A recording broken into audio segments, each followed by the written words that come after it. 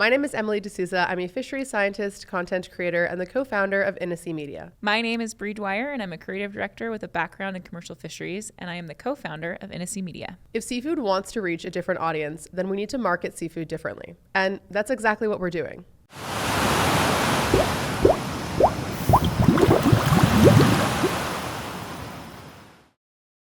We are talking about comparison marketing. And comparison marketing specifically in seafood, and why that is detrimental to getting people to eat more seafood. So, yeah, let's talk about that. Let's do it. How much time do we have?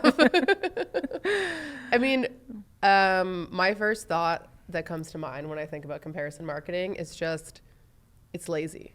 Like, we can do so much better. Like, we have such great stories in the seafood industry to tell, and oftentimes they get squashed because what rises to the top is just this narrative of like, ours is better than theirs. And I feel like I am the most basic consumer, and so I feel like I represent a lot of millennial women who are shopping in grocery stores, and when I see comparison marketing, I am turned off. I just think this is lazy. I don't know anything about this product. I'm not even sure that this company actually wants me to buy their product as much as they don't want me to buy the other product. And it's so disconnecting. I think the other thing with comparison marketing is it's rooted in fear to the consumer. It's rooted in fear mongering somebody else from buying another product. So rather than talking about their product in a positive way, they're talking about this other product in a negative way that gives consumers this like, I didn't know I needed to be concerned about this mentality. And then with seafood specifically, people are going to run away a lot faster than with anything else. Totally. You know, bread, eggs, milk, cheese, whatever, cheese. All of these other things, like those products are a lot easier for people to approach. Totally. And seafood's one of those products where we need all the help we can get. We need to stop causing people fear around seafood. Yeah, 100%. I mean, I think especially in North America, we don't eat a lot of seafood, relatively speaking. When you look at other parts of the world, they are much larger seafood eaters. You know, if you look at parts of Europe, like in Portugal, if you look at Asia, like those countries grow up eating seafood and they know how to eat seafood. In North America, you know, especially in certain parts of North America, we're very much meat and potatoes. Seafood is not a normal part of the diet. And so it's something that we need to introduce people to. And like you said, if you're introducing people in this scary, fear-mongering way, like you said, people are like, I wasn't even thinking about this when I came to the grocery store. Now it's top of mind. Now I'm freaked out, turned off. I'm not going to buy this. And I'm probably not going to buy seafood in general because look, people are busy. I think in an ideal world, like we would all love it if everybody spent time fact checking and reading scientific articles and learning about where everything they buy comes from. But that's not the reality. Like we are a busy society. People have jobs, people have kids, people have things to do.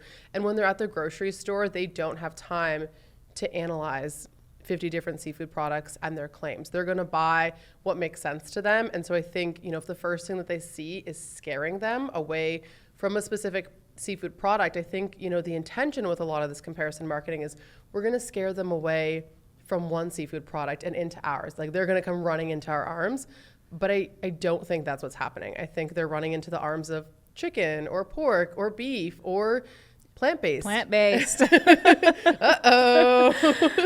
I want to talk about this because I think that the seafood industry, has this idea that consumers are at this level of knowledge when it comes to seafood, when really they're here. And we actually have a blog post that was out recently about this that really kind of like dove into that of like, hey, we sleep, eat, breathe seafood all day long. Like we're in this industry. We're so fortunate that we know all of this information. So it's really easy to stay in that like siloed space of thinking like, this is where consumers are at. We're here, so they have to be here too.